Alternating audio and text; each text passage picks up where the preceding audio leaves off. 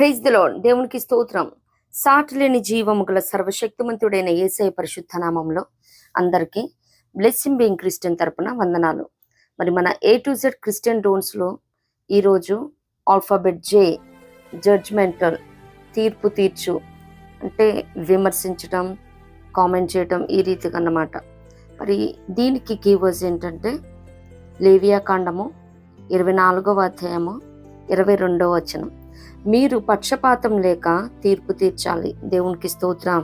దేవుని తీర్పు గురించి కాదు, కానీ మనం ఈ లోకంలో జీవిస్తున్నప్పుడు చాలా ఈజీగా అందరూ తీర్పు తీర్చడానికి సిద్ధంగా ఉంటారు. అంటే విమర్శించడం, కామెంట్ చేయటం, ఎదుటి వాళ్ళ సందర్భాన్ని, సమయాన్ని, ఆ పర్సన్ని ఏమాత్రం అర్థం చేసుకోరు.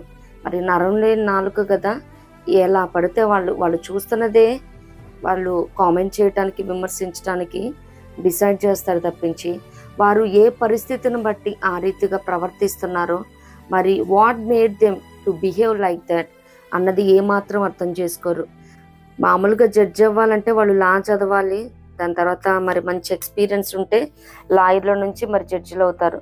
మరి నేటి దినాల్లో ప్రతి ఒక్కరు కూడా డిసైడ్ చేసేస్తారనమాట. ఒక మనిషిని ఈజీగా చాలా తేలిక స్వభావంతో మరి మనుషులను అంచనా వేస్తూ ఉంటారు. ఇది ఏమాత్రం తగదు.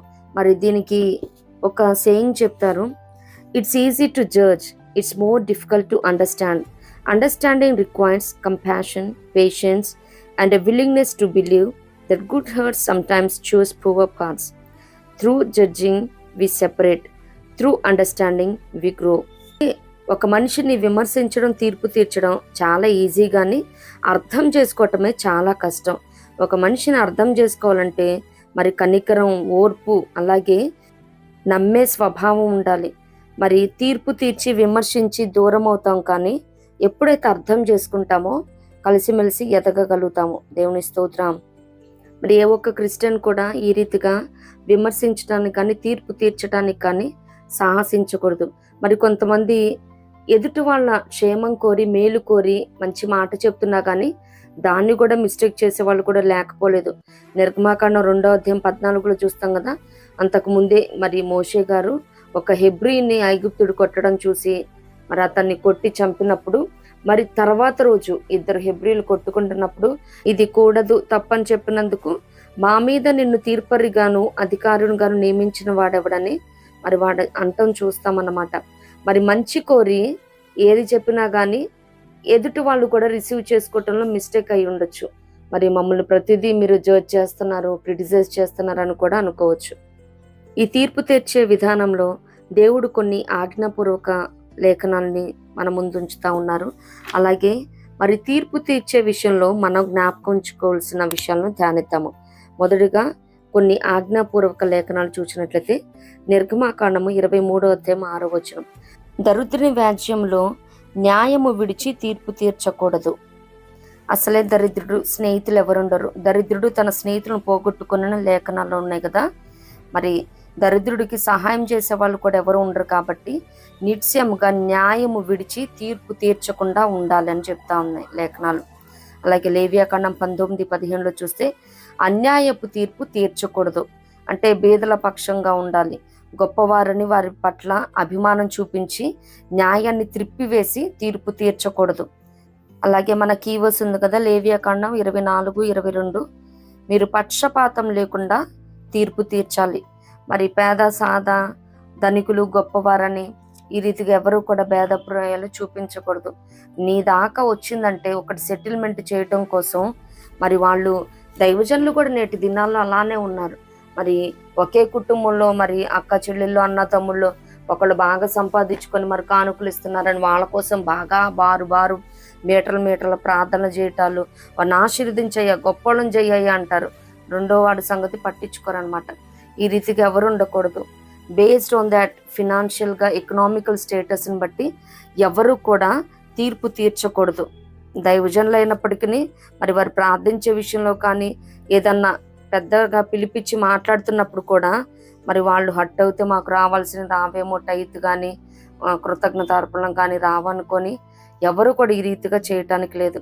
అలాగే మరి ఆఫీసెస్లో కూడా బాసులు ఆ రీతిగానే చేస్తారు. వాళ్ళకు కొంచెం ముట్ట చెప్పే వాళ్ళు ఉంటారు, బ్రైబ్స్ ఇచ్చి మరి లంచానికి ఆశపడి ఈ రీతిగా ఎవరు కూడా న్యాయాన్ని త్రిప్పివేయకూడదు. ఏ మాత్రం పక్షపాతం ఉండకూడదు.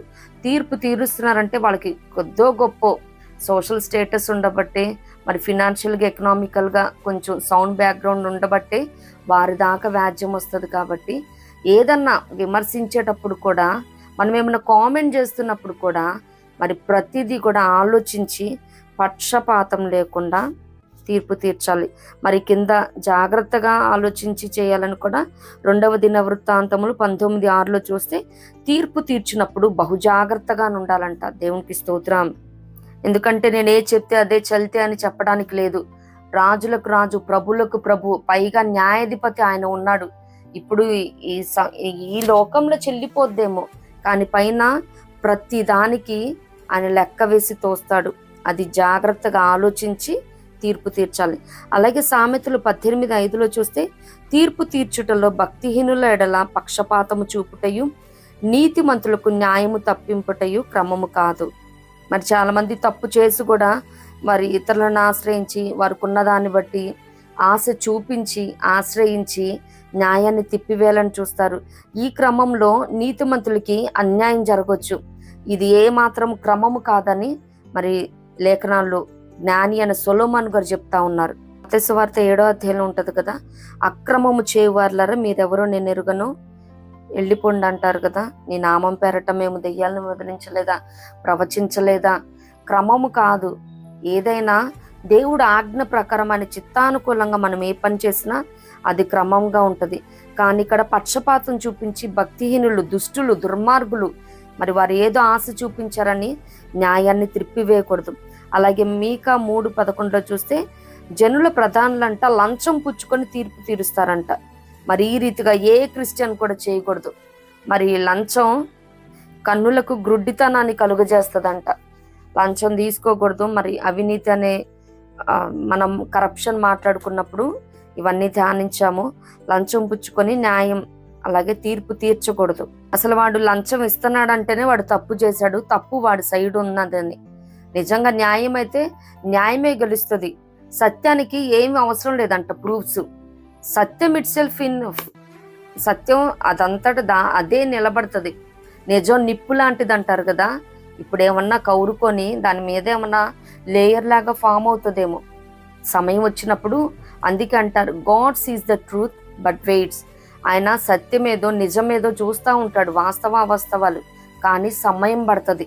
కాలం పరిపూర్ణమైనప్పుడు ప్రతిదాన్ని కూడా ఆయన వెలుగులోకి తెస్తాడు. దేవునికి స్తోత్రం. అలాగే జకర్యా 7:9 సత్యమును అనుసరించి తీర్పు తీర్చుడు. దేవునికి స్తోత్రం. యేసయ్య అన్నాడు కదా, నేనే మార్గం సత్యం జీవమై ఉన్నానని. సత్యమును అనుసరించి తీర్పు తీర్చాలంటే కొంచెం సమయం పట్టొచ్చు. నిజాలు వాస్తవాలు అవాస్తవాలు తేల్చుకోవాలంటే మరి సమయం తీసుకొనైనా ప్రభు పాదాలు పట్టుకొని మరి ఆ వ్యాజ్యాన్ని తీర్చాలంటే నిశ్చయముగా సత్యమును అనుసరించే తీర్పు తీర్చాలి. కొలస్సీ 2:16 అక్కడ మరి ఏ విషయంలో కూడా తీర్పు తీర్చడానికి ఎవరికి అవకాశం ఇవ్వద్దు అని పౌలు గారు చెప్తా ఉంటారు. అన్నపానములు, పండుగలు, అమావాస్య, విశ్రాంతి దినములు, అసలు ఏ విషయంలో కూడా ఇతరులు మనల్ని పాయింట్అవుట్ చేసుకునే రీతిగా ఎవరికి కూడా అవకాశం ఇవ్వకూడదు. అన్ని విషయాల్లో కూడా మనం మితంగా ఉన్నప్పుడు, దేవుని చిత్తానికి లోబడి మనం జీవిస్తున్నప్పుడు ఎవరు కూడా పాయింట్అవుట్ చేయరు. ఆయన చిత్తంలో, ఆయన ప్రణాళికలో మనం ఉంటాం కాబట్టి. అలాగే యాకోబు 3:1 సహోదరులారా బోధకులమైన మనకు మరి కఠినమైన తీర్పు పొందుదామని తెలుసుకొని అనేకులు బోధకులు కాకుండిరి. అంతే కదా, బోధించే వాళ్ళకి మరి చెంపదెబ్బ గోడ దెబ్బ అంటారు, 2 అంతల తీర్పు అని. బోధించే వారిని బట్టి మరి వింటున్న వారు కూడా వారి విశ్వాసాన్ని కట్టుకోవాలన్నా కూలగొట్టుకోవాలన్నా బోధకులు చెప్పే మాటల మీదే వారు ఎక్కువ ఫోకస్ చేస్తారు, కాన్సన్ట్రేట్ చేస్తారు. మరి ఏదైనా కానీ వారినే రోల్ మోడల్గా తీసుకుంటారు కాబట్టి చాలా పర్ఫెక్ట్గా ఉండాలి. యాకోబు 5:9 మీరు తీర్పు పొందకుండు నిమిత్తము ఒకరినొకడు సనగుకొనుడి, న్యాయాధిపతి వాకట నిలిచి ఉన్నాడు. యాకోబు 5:12 మనము తీర్పు పాలు కాకుండాన్నట్లు మన మాట అవునంటే అవును, కాదంటే కాదని ఉండాలి. మరి ఒట్టు పెట్టుకోవద్దని చెప్పే లేఖనం అనమాట. అంత మాత్రమే కాదు, కానీ అసలు తీర్పు తీరుస్తున్న మనం గుర్తుంచుకోవాల్సినవి. ఎందుకంటే చాలా ఈజీగా ఒక మనిషి గురించి కామెంట్ చేసేస్తారనమాట, విమర్శించేస్తారు, తీర్పు తీర్చేస్తారు. ఇంకా ఏదన్నా అవనిగాక ఎదుటి వ్యక్తిని అర్థం చేసుకుందామని. కానీ ఇందాక మనం ఒక సేయింగ్ చదువుకున్నాం కదా, మరి దానికి పేషెన్స్ కావాలి, అర్థం చేసుకోవాలన్న మనసు ఉండాలి, కంపాషన్ ఉండాలి, కనికరం, మంచి మనసున్న వాళ్ళు మాత్రమే అర్థం చేసుకోగలరు. మరి తీర్పు తీరుస్తున్న, విమర్శిస్తున్న ప్రతి ఒక్కరు కూడా తెలుసుకోవాల్సింది ఒకటే, వారు కూడా ఒకనాడు తీర్పులోనికి రాబడతారు. వారు కూడా విమర్శ దినమందు వారు కూడా దేవుడు అన్ని లెక్క చూస్తాడని తెలుసుకోవాలి. ఇప్పుడు జరిగిపోతుంది కదా, మమ్మల్ని పట్టించుకునే వాళ్ళు లేదు, మమ్మల్ని మరి తీర్పు తీర్చేవాళ్ళు లేరు అనుకోవటానికి లేదు. మరి ప్రసంగి 11:9 చూస్తే, యవనుడా నీ యవనమందు సంతోషపడము, నీ యవన కాలమందు నీ హృదయము సంతుష్టిగా ఉండనిమ్ము, నీ కోరిక చొప్పునను నీ దృష్టి యొక్క ఇష్టము చొప్పునను ప్రవర్తింపుము. అయితే వీటన్నిటిని బట్టి దేవుడు నిన్ను తీర్పులోనికి తెచ్చునని జ్ఞాపకం ఉంచుకొనుము. దేవునికి స్తోత్రం. ప్రతి ఒక్కరు కూడా జ్ఞాపకం ఉంచుకోవాల్సింది ఒకటే, మరి యంగ్స్టర్స్ మరి ముఖ్యంగా మరి ఈ సమయంలోనే కదా మేము ఎంజాయ్ చేయాలంటే అనుకుంటారేమో, మరి ఈ సమయమే మంచి సమయం దేవుని కాడి మోయటానికి. యవన కాలం కాడి మోయట నరునికి మేలు. దేవునికి స్తోత్రం. మత్తయి సువార్త 7:1-4 చూస్తే, మీరు తీర్పు తీర్చుకుడి, అప్పుడు మిమ్మును గూర్చి తీర్పు తీర్చబడదు, మీరు తీర్పు తీర్చు చొప్పుననే మిమ్మును గూర్చి తీర్పు తీర్చబడును, మీరు కొలుచు కొలత చొప్పుననే మీకును కొలువబడును. నీ కంటిలోనున్న దూలము నెంచక నీ సహోదరుని కంటిలోనున్న దూలమును చూచుట ఎలా? నీ కంటిలో దూలముండగా నీవు నీ సహోదరుని చూచి నీ కంటిలోనున్న నలుసును తీసివేయమని చెప్పనేలా? వేషధారి, మొదట నీ కంటిలోనున్న దూలమును తీసివేసుకొనుము, అప్పుడు నీ సహోదరుని కంటిలోనున్న నలుసును తీసివేయుటకు నీకు తేటగా కనబడును. దేవునికి స్తోత్రం. మరి విమర్శిస్తున్న మనము, తీర్పు తీరుస్తున్న మనము, ఫస్ట్ ఆఫ్ ఆల్ మనల్ని మనం సరి చేసుకోబద్దులమై ఉన్నాము. మరి మనం సరిగ్గా లేకుండా చెప్తే ఎవరు పట్టించుకోరు. ముందు నీ సంగతి నువ్వు చూసుకో. కొంతమంది డైరెక్ట్గా అంటారు, కొంతమంది వెనక అంటారు, అంతే తేడా. చెప్పడానికి కూడా మనకి గట్స్ ఉండవు, కాన్ఫిడెన్స్తో మనం చెప్పలేము ఇతరులకి. తీర్పు అంటే ప్రతి ఒక్కరు జడ్జి లాగా తీర్పు తీర్చమనే కాదు, కానీ ఈ మాటను ధ్యానించే ఉద్దేశం ఏంటంటే, క్రైస్తవులు మరి ఊరికే ఉచితార్థంగా విమర్శించేద్దు, కామెంట్ చేయొద్దు ఎవరిని కూడా. మరి లేఖనాల్లో ఉంది కదా, పరుని సేవకుని తీర్పు తీర్చడానికి నువ్వెవడు అని. సేవకులకు కూడా తీర్పు తీర్చేస్తూ ఉంటారు. వాళ్ళు ఎన్ని స్ట్రగుల్స్ ఫేస్ చేస్తానో మరి ఇప్పుడు మీరు చూస్తున్న దైవజనులు ఉంటారేమో. మరి ఒకప్పుడు వారు ప్రభు పాదాలు పట్టుకొని ఎంతలా దేవునితో గడిపితేనే, రహస్య ప్రార్థనలు చేస్తేనే ఇప్పుడు ఘనపరుస్తున్నారు బహిరంగంగా.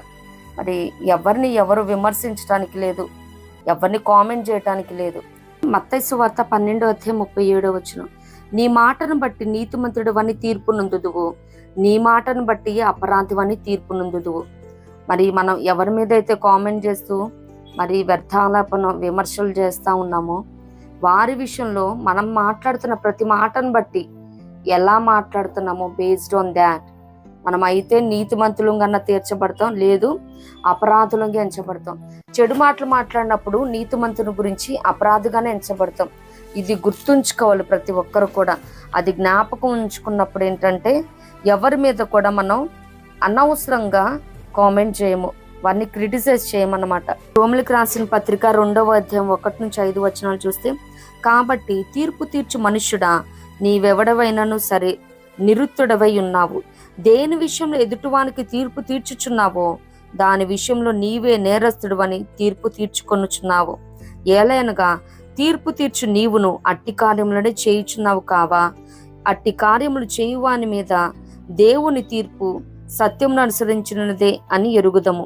అట్టి కార్యములు చేయువారికి తీర్పు తీర్చుచు వాటినే చేయుచున్న మనుష్యుడా, నీవు దేవుని తీర్పు తప్పించుకొందువని అనుకొందువా? ఎవ్వరం తప్పించుకోలేము. ఎందుకంటే ప్రతి ఒక్కరం కూడా ఆ స్టేట్ ఆఫ్ మైండ్లోనే జీవిస్తూ ఉన్నాము. మరి ఏ భేదం లేదు, అందరూ పాపం చేసి దేవుడు అనుగ్రహించి మహిమను పొందలేకపోతున్నారని లేఖనాలు సెలవిస్తున్నట్టు, మనం దొరికితే దొంగ, దొరకపోతే దొర. మరి ప్రతి ఒక్కరు కూడా రహస్యంగా చేసేవాళ్ళు చేస్తూనే ఉంటారు, విమర్శించేవాళ్ళు విమర్శిస్తూనే ఉంటారు. రోమా 14:10 చూస్తే, అయితే నీవు నీ సహోదరునికి తీర్పు తీర్చనేలా, నీ సహోదరుని నిరాకరింపనేలా మనమందరము దేవుని న్యాయపీఠము ఎదుట నిలుతుము. చివరగా ప్రకటన గ్రంథం 22:12 ఉంటదిగా, ఇదిగో త్వరగా వచ్చుచున్నాను, వాని క్రియల చొప్పున ప్రతివానికి ఇచ్చుటకు నేను సిద్ధపరిచిన జీతము నా యొద్ద ఉన్నది. దేవునికి స్తోత్రం. మరి చాలా తొందరగా ప్రతి ఒక్కరిని కూడా డిసైడ్ చేసేసి కామెంట్ చేసేస్తూ ఉంటారనమాట. తీర్పు జడ్జిమెంట్ ఇచ్చేస్తారనమాట వీళ్ళే.